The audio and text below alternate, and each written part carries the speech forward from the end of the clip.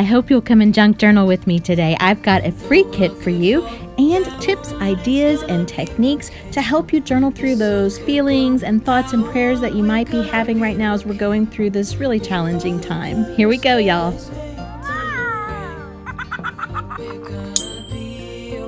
Well, hello and welcome to Pink Paper Peppermints. My name is Melissa and I'm so glad you're here, especially in this very weird time that we're living in. I'm glad that we can connect this way. I have a junk journaling kit for you today that is at no charge in my shop. It's called Peace in the Storm, and I designed it to help you journal your thoughts and your prayers and your feelings during difficult times, and I think this would qualify. So I want you to go to my shop and download this. I will link it below. And I wanted to share with you some ideas and some ways that I'm using it to journal my thoughts and prayers during this time and just give you some ideas and some inspiration. So the other thing that I have in addition to this kit, I'm also sending out some tags and some add-ons to the kit to my newsletter subscribers. So if you aren't subscribed, then you probably want to go to the page that you're going to see on the screen here in just a second. I've got an address for you. You can go there. This set of tags is actually one that I've sent out to my subscribers, and you'll get that in the next email newsletter if you subscribe. There's the address there on the screen, and I will also link it below so you can go and sign up. It's free, and I will be sending out encouragement and more add-ons and little bits and pieces, so definitely go and sign up for that. So this is my Traveler's Notebook insert. I've got it all cut out and all the pieces put together and ready for me to journal in. Here is that tag that I was telling you about, and I've just decorated the top with some seam binding and some gorgeous Sari silk ribbon, and I will link you to my source for that Sari silk below. She's got all kinds of colors. It's really beautiful. It's like my new favorite thing to use in my journals.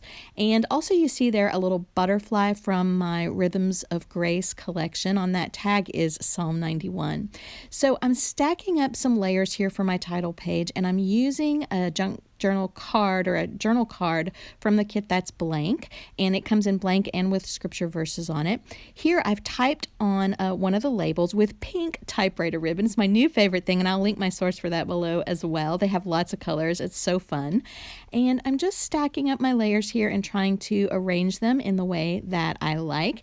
And I'm going to be adding a lot of different layers to it, and you can see this is another one of those Rhythms of Grace butterflies, and those are in my shop as well. And I'm just putting this, trying to figure out where I want this little butterfly. I think I end up doing something completely different with it. You know how that goes. But this is some sequin ribbon that I got at Christmas time at Michael's, but I think they have something similar there that's not just seasonal, so you can look for that there. And I love that sparkly ribbon as a layer. This is a piece of collage that I tore off of a manila tag, and I wasn't using it for that, and it was just in my scrap bin, and I thought it was the perfect thing for this. And I collaged some tissue paper and some book pages on it. And I'm just adding bits and pieces now. I wanted to scrape up the edges of my journal card just to give it a little more of a vintage look so it didn't look so pristinely cut out. And so I'm just doing that with the edge of my scissors here. And you can see that just gives it a kind of a crimped up, distressed look. Now, this is the finished page. You can see I added some piece of crochet that I just cut off of a crochet circle and a vintage ticket, and I sewed some sequin flowers with my sewing machine on the top there because I love that extra sparkle. You could, of course, just use glue on those if you're not sewing, if you don't like to sew, or you could hand sew them. You could even staple them on. That would look neat too. So now I'm going to do a collage, and I'm using an old Michael's gift card there. And yes, I did make sure that it was empty before I started using it. And this is a jar of Yes Paste, and I've been experimenting with this for collage because I was having trouble with the glue that I was using buckling my paper. And so far, the Yes Paste is doing well with that. It's not buckling, but it's still very messy, as you will see. I typically don't like wet adhesive because I don't know if it's just me, but I'm just messy and I get it everywhere. So I'm still kind of experimenting with the Yes Paste. We'll see. The verdict is still out. No, the jury is still out on that. This card is from my new creation kit, and the word overcomer really stood out to me and was what I really wanted to focus on in this collage. So I'm using that flashcard, and I'm using some book paper and some pieces of fabric and the ephemera from the kit. I'm just going to layer that all up and play with the arrangement of it until I like it, and then I'm going to use the Yes Paste to glue everything down. This is a phrase from a vintage devotional, and that really stood out to me as well, so I'm going to put that on my flashcard. And now I'm going to add that Yes Paste, and basically I just scrape it on with the Michaels gift card, and obviously you can use any gift card or any credit card that you have to scrape that on. And you'll see when I lift it up that I got it all over the paper, because don't do what I did and just work on your surface. You need to put something protective over it or you will get it everywhere. So I figured that out, and I got a piece of notebook paper out afterwards to do that. And that's okay, because I'm going to cover up most of that mess that I made. But now you see I have the notebook paper down, and I'm just going to add that adhesive to the back of all my little pieces and add them to my collage a little bit at a time.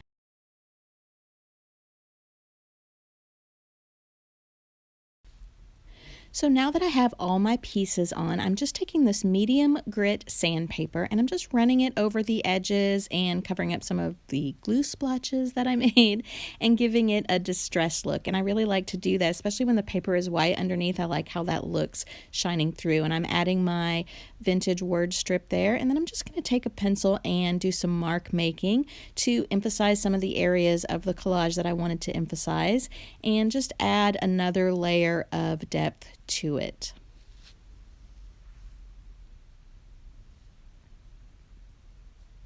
So now we have my finished collage. I think it's finished. Sometimes I add things. I go back and add things the next day when I look at it again, but I think it's finished. So now I want to work on this page. You can see here that my printer quit printing before it got to the end for some reason. I don't know why. That happens every once in a while, but I didn't want to waste it because it was already printed on the other side as well. So I'm taking this scrap of the cloud paper from the kit, and I want to attach it to the edge and create a pocket, but I don't want to sew it because I don't want to sew over my collage on the other side.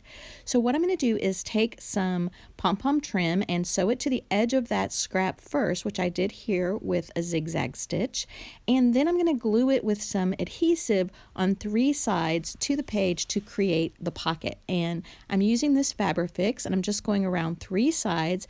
I'm going to press the paper in and let it dry for a few minutes, and then I'm going to add some things to the pocket. You can see here I have the patent for toilet paper and some pictures of empty shelves and the president with the task force in one of his daily press conferences, and some quotes from the White House, things that just stood out to me as important that I wanted to remember.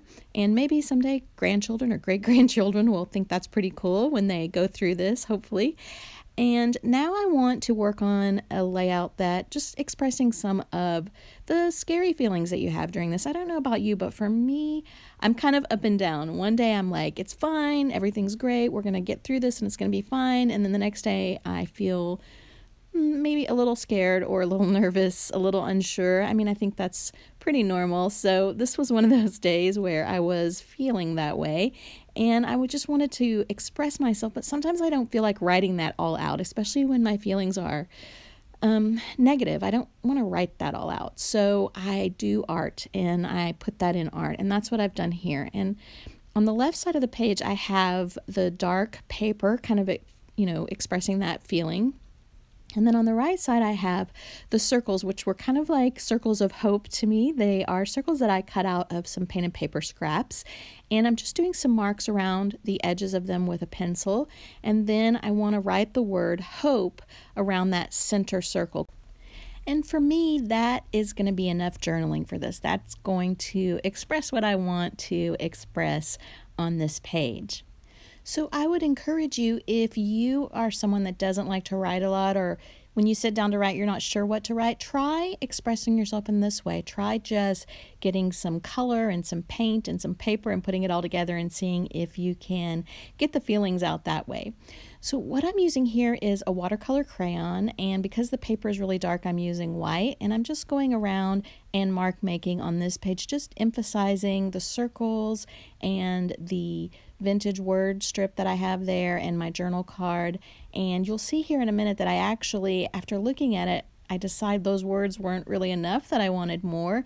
And that's another great way to express yourself if you are not able to write something out, you can go through vintage books and find words and phrases and add those to your page. And I especially like vintage devotionals because I like the words that are in those books and use those a lot in my collages. So I've just got this tied up with some seam binding right now. I will most likely bind this into a vintage book when I'm finished, but it just makes it easier to work in just having it tied up with some seam binding. I've got some other videos on how I bind books. If you want to see those, I will link those below, and there's my little bits and pieces. If you think you might like to have those, let me know, and I will send those out to my subscribers as a download. And I've got lots of empty pages to work in, happy pages and sad or scary pages. And then I've got this rainbow page in the middle, and I'm kind of saving that for when we get to the end of this. And I anticipate journaling about the end and how things are much better now. So if you enjoyed this video, I have this journal tutorial for you. It's Mini Matchbook Junk Journal, and I think you'll really like it. I've used some different pieces from one of my kits, the New Creation Kit, in it. But I also show you how to create a traveler's notebook insert in a mini matchbook. So if you haven't seen that one might be a fun one to go and take a look at next. Well, I want to tell you that I'm praying for you. I pray safety and protection over you and your family. I thank you so much for being here, and I hope that you have a week filled with peace and grace, and I'll see you next time here on Pink Paper Peppermints. The world could fall down, it's gonna be okay. The sun could go out, we're gonna be